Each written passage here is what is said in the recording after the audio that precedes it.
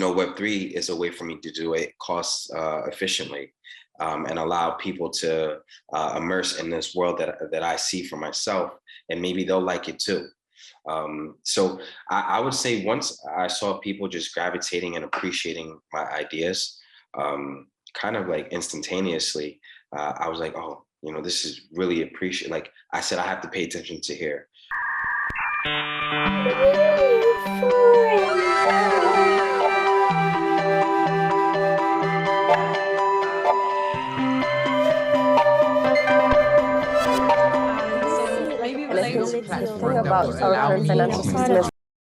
Hi everyone, it's Salimi and Joy once again on yet another episode of Newforum, and we're always excited to bring you inspiring and brilliant guests on our podcast. We are powered by Newcoin Foundation and focus on fostering the expansion of decentralized social applications, also known as Social 3.0, by forming an ecosystem and a community of visionaries, creators, and investors to spark conversations on the topics of crypto, the Metaverse, NFTs, and everything Web3.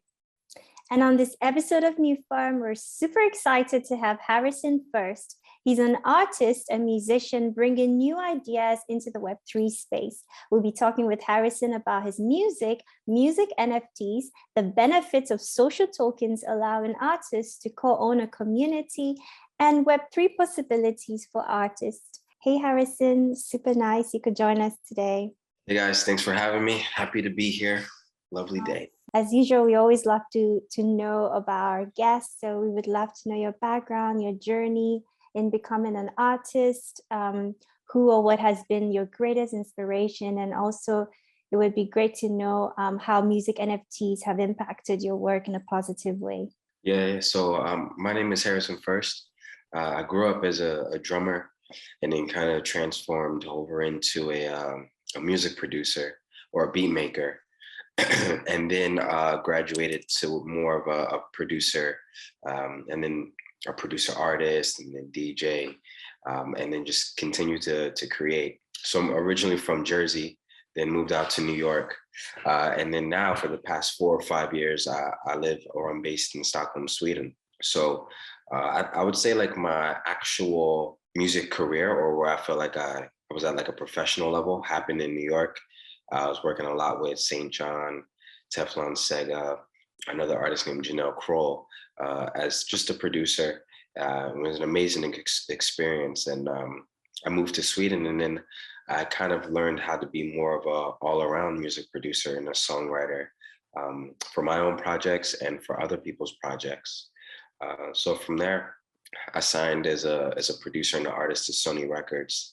I think in 2019, I was introduced to Web3 via social tokens.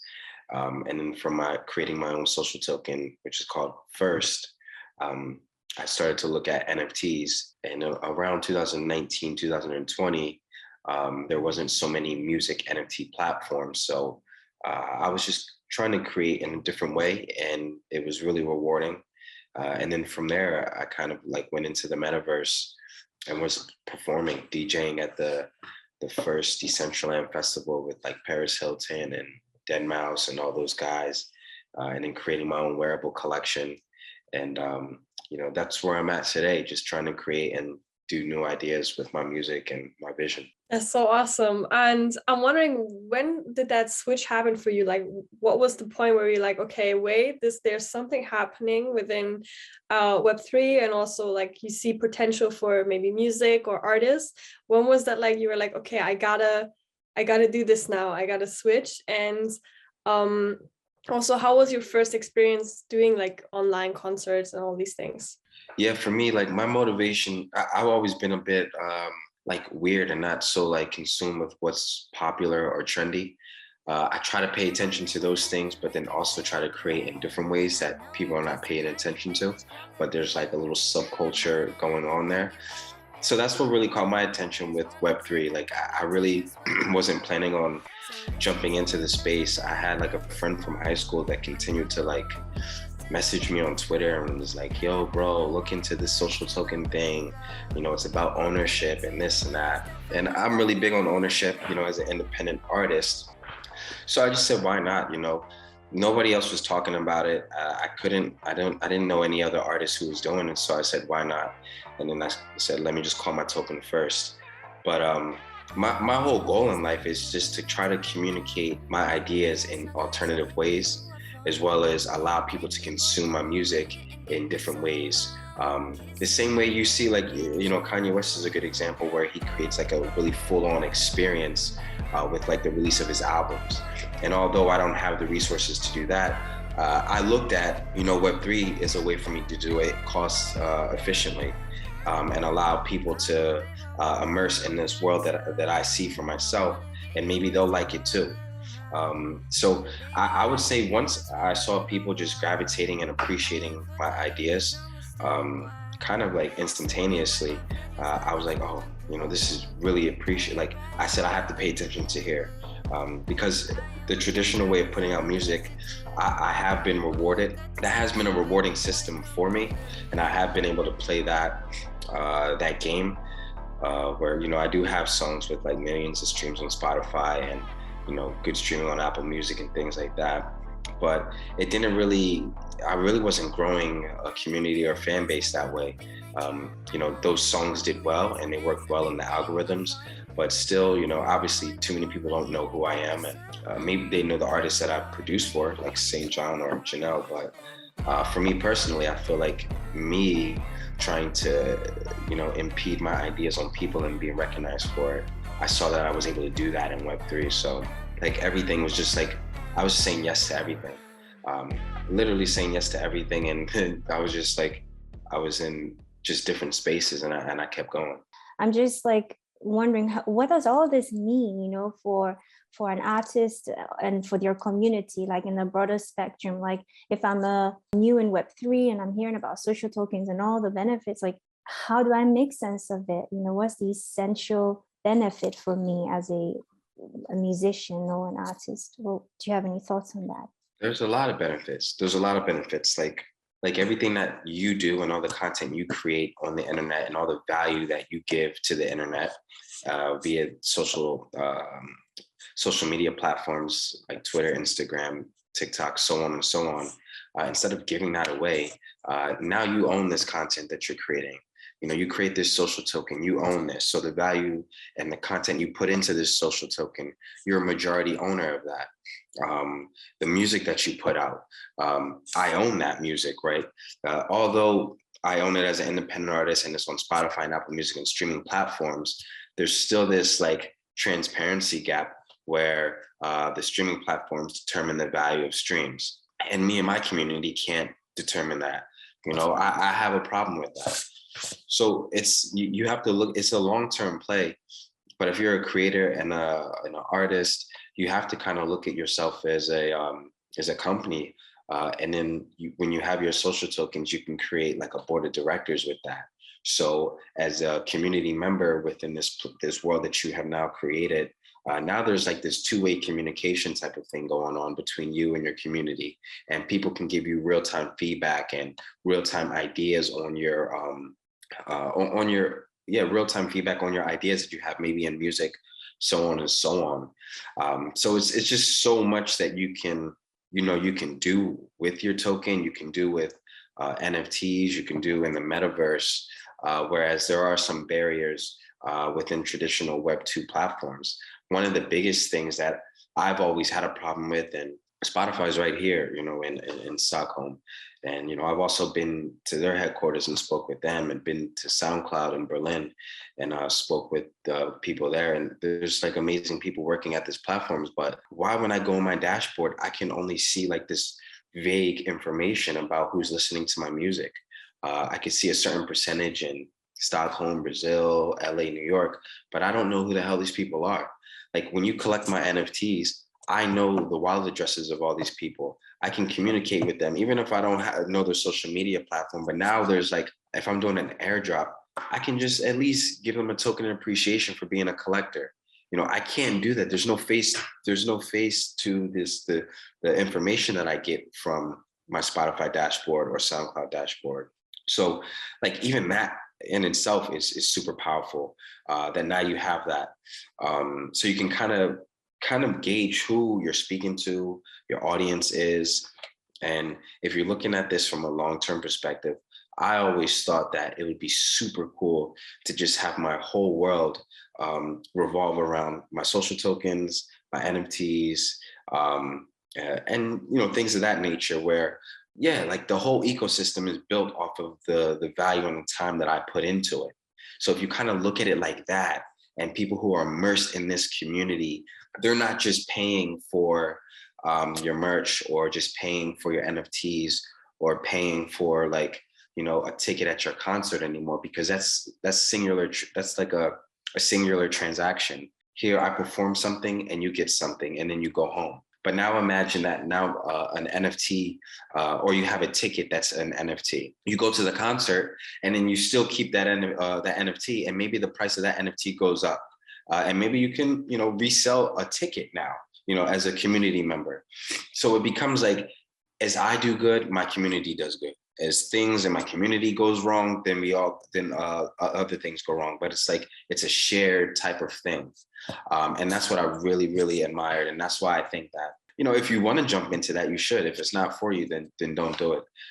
That's why people, they'll say, like, how do you onboard people from Web 2 over to Web 3? And I said, I don't really do that anymore, because I'm not trying to convince or sell people to come over to Web 3.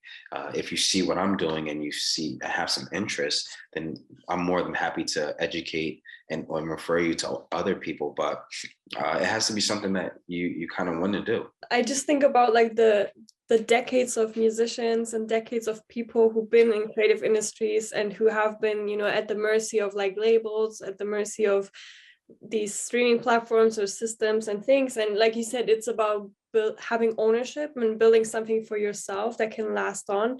And if your fans are early believers, or if your fans are invested in you, they also gain something from it. They also be part of that world. They maybe can decide, okay, what kind of show are you going to do next? Or like, they have more interaction, I think. And I really believe in that concept of, getting back that ownership that we've been taking from artists and musicians and people for a lot of years. And I'm wondering, so from your perspective, Harrison, what do you think is like the tool that you use like the most? Like, are you part of any DAOs? Is it NFTs? Is it social tokens? Like, what do you think for you right now has been the most beneficial tool in Web3? I would say NFTs has been the most popular thing at the moment. I think there's like a shift going on right now in the music industry that I don't want to miss. So I do kind of have that like FOMO effect going on at the moment. My social token is still there, and I like embed it into different ideas and different avenues that I'm creating. But I think NFTs have kind of been like the driving factor from bringing some visibility over to Web3. So with that said, it sometimes, or right now, it can feel a little bit, even though we're super early, I can see a saturation, coming in, and the hype maybe a little bit dying down, but that just pushes room for more innovation and great ideas. Like for instance, I think it was about 2 weeks ago now, time's flying, I did a release with Djing. And I literally just had an idea that I put out there. And Dcent.xyz is a music NFT platform. And what they do is that they bridge Web 2 royalties over into Web 3 for those who collect a piece from an artist. So they kind of like, you're able to share a percentage of Web 2 royalties if you're a collector. So I thought, like, I want to push the idea a little bit further a little bit. I want to show people that, you can, artists at least, music NFT artists, because at the moment they think music NFTs are the end all be all. And my whole thing is like, there's a even better way to bridge that gap between your collectors and community and yourself. And I thought social tokens is the way to do that. So I just had an idea, and I said, is it possible to stake your music NFTs and earn social tokens? We don't really know the long-term effects of it. Nobody's ever done it. So I said, why not? And I think that tweet, got over, like, it got a high engagement, engagement that I'm not used to getting on Twitter. And then Dcent said, yo, we could develop this idea for you, this opportunity to, stake a music NFT after collecting it, and then accrue rewards via social tokens. And we did that. It sold out in less than 24 hours.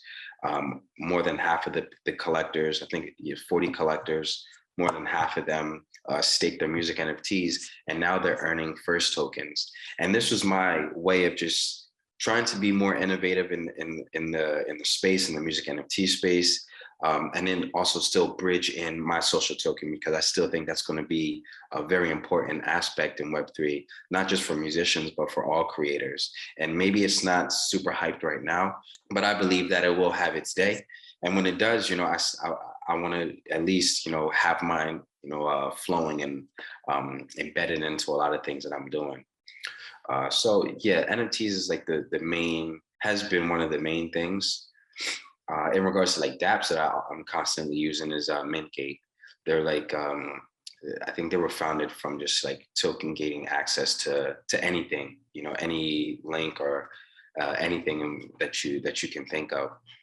So I use them a lot because I built like this vault, or like this Web 2.5 type of platform where harness all of my music that I don't use. So instrumentals that a singer or a rapper may not use. I said, why don't I just create this vault, this library of music that I don't use, and allow NFT creators to have access to this vault if they just hold 1,000 first tokens. So with Mintgate, I literally could send them this website that nobody knows the link to the website, and then Mintgate kind of like scrambles it up and allows it that, you know, if you just connect any crypto wallet or, you know, Ethereum wallet, and it just makes sure you has 1,000 first, and you have access to this library of music. So that's like a dApp that I always I would say I use a lot. Yeah, I think there's a lot of possibilities for the music industry in general to turn to Web3. Yeah, I think it's a big opportunity for producers and songwriters, like top liners. I think, you know, a lot of top liners, they've been introduced to this platform called like Sound Better. I think it's called Sound Better. And, you know, producers can go there and look for top lines, or, you know, hire top liners to get on their songs. Now imagine now if you take, you know, your acapellas and you make those NFTs, and people who purchase that NFT, now they have like maybe a licensing ownership or an exclusive ownership to this top line that they can now use in their own records. It just makes so much sense to me. It's like an opportunity for that. Maybe even a platform that builds that, you know. I think it could work. So speaking of opportunities for artists, I'm wondering, like, are you part of any music DAOs, and what do you think about DAOs? I mean, obviously it's clear that NFTs are probably what excites you the most in Web3, but I'm also wondering what you think about DAOs in terms of helping artists find their communities as well as establish their careers. Yeah, DAOs. I mean, the idea of a DAO is really cool. Like, I like it. I'm not a part of, I don't think I'm a part of any DAOs except for my DAO. Except for the first DAO. Let's go. That's the first DAO. You come to my DAO, you know, you get everything you want. But I know there's some cool like DAO record. I think it's called DAO Records. They were like from the beginning, man. And I know they do some good things. But what I've been seeing is that more people have been jumping into different communities to kind of help them with introductions to the space and acting more as like a collective type of thing for them. And jumping into different Twitter spaces that act as a community or a little bit of a DAO for them. I don't know if most people understand the full concept of a DAO. For me, like DAOs, to be honest with you, I haven't like immersed in too many music DAOs. And now that I think about it, I am a part of like some DAOs, like Decentraland's DAO, Wearables DAO. And literally, I only look to be in these DAOs so that I can vote on proposals that come up that I know can affect certain things that I'm doing. So I think with Decentraland, they wanted to change the price of uploading your wearable, you know, to Decentraland, and that affects me directly. So I said, you know, let me vote on that. So I think it's good to jump in DAOs that you think are beneficial to you in the way you create. And if you're trying to network with like-minded people, you know, these DAOs could also be important, and they can act as like resources for projects that you have coming up. Or if you need funding, you know, some DAOs are able to help out with that. But I'm still trying to get familiar with more music DAOs. Could you maybe tell us a little bit about your DAO? My DAO is like a half DAO because what we did is that we have a DAO, and it's like tiered off to how many tokens that you hold in the first community. So I think it might be like if you hold 20,000 first, you're allowed to make proposals in the DAO. And then everything else is like you just have voting power in the DAO. And a lot of the things that are being proposed or voted on is things that I personally do as an NFT artist. So I remember there was one proposal, not an NFT artist, just as an artist in general. But one thing that a proposal that came up was that people wanted to talk about, you know, if I do an NFT drop, should I keep that separate from DSPs like Spotify and Apple Music? And, you know, those are certain things that, you know, affect the collectors, and there's votes on that. Other decisions are like on collaborations that I might be working on, or if we should do certain speaking engagements, things of that nature. So it's more around like my art, really, to be honest with you. And then also around First Audio, which is like the platform or the vault that I created. And then what we did is that in Ignace's safe, which is where we hold like our treasury, I think that holds currently now around like 1 million first tokens. And this is ideally, once as the value of first grows and gets better and stronger, we want to use that for like different projects and things of that nature, and to reward the community and pay out the rewards and our level ups in Discord and stuff like that. So that is kind of like how the DAO is shaped, and we know it could be better, but yeah, it's still growing. I think that sounds really progressive, you know, with you implementing all of these ideas, even though we are still all figuring this out. But I think it's really important that we embrace new ideas and technologies. And yeah, I'm wondering, how has this whole like joining Web3 and being part of these things, like how did that change your branding? Did you got like new inspirations in terms of branding, or how did it change you? Branding wise, it has changed a little bit. Like recently, I told you about the drop that sold out. I also dropped a music video, I think last week, that's on Foundation. And with this video, I merged like this 3D world with the real world. And these are things that I wasn't doing in the past. Like I would just do like, you know, IRL videos and try to make it look as nice as possible. But because I'm in this space now, I was thinking about what my new community also would like as well. So I thought that was like an amazing thing. Like it did change the way I communicate my brand. Obviously, for me, I do like, you know, fashion, and I like being like looking cool and all that stuff, blah, blah, blah. So when I was thinking about how do I merge that into, you know, Web3 and with my visuals, like, to be honest with you, usually you guys should go check out that video. Like after this, then you'll understand what I'm talking about. And then even this other video that I'm dropping with another, like, that was a cool thing too. Like as I was collaborating with digital artists in Web3 who are like amazing, never met them in person before, but like in the beginning of my NFT whole experience in 2019, I wasn't collaborating with other musicians because I didn't know any other musicians who were in the space. I think I heard of Rack and Blau and some of these other DJs, but I wasn't really connecting with them. Like I was on forums with them, but wasn't connecting with them. So I was connecting a lot with graphic designers and 3D artists. So like, for instance, this new thing that isn't out yet, it's like he created a 3D character of me. And, you know, he mapped out all my movements, and, you know, you could see the person like, well, me, you know, rapping, you know, it's just it's crazy. Like me rapping as this 3D character in this whole 3D world. And he was inspired by the movie Belly, which is with like DMX and Nas and all those people back in the 90s. So it's like shaped the way I created, like, and yeah, the way I communicate it, it's still like, you know, these traditional Web2 platforms, which has been good. But I don't know, like I've been merging the two, definitely. And it seems to be working out great. Like literally, I have an entire character in Decentraland where people can buy my head. They can buy a leather jacket that I always wear, and they can buy like those. Like I wear these Balenciaga dad shoes, or the triple S's, and literally we created like a mock of those too. And it's like you can be Harrison first in Decentraland. Oh wow, that's so awesome. So it's like, yo, it's you can do anything. Yeah, that's awesome. And I'm also curious to know, like, have you seen this Web3 impacting like artists in general, you know, in terms of branding?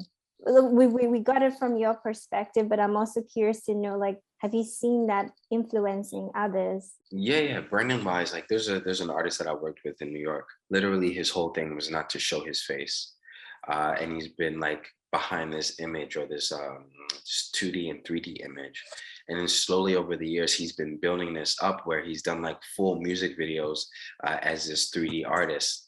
You know, with this amazing branding with like purples and reds and things like this. And fast forward to now he's started to recently get introduced to Web3 via some of these, I was like music video NFT platforms and, you know, platforms that and music platforms that now it's like this technology's kind of caught up to what he's been doing. And it just makes so much sense for this particular artist to be in Web3.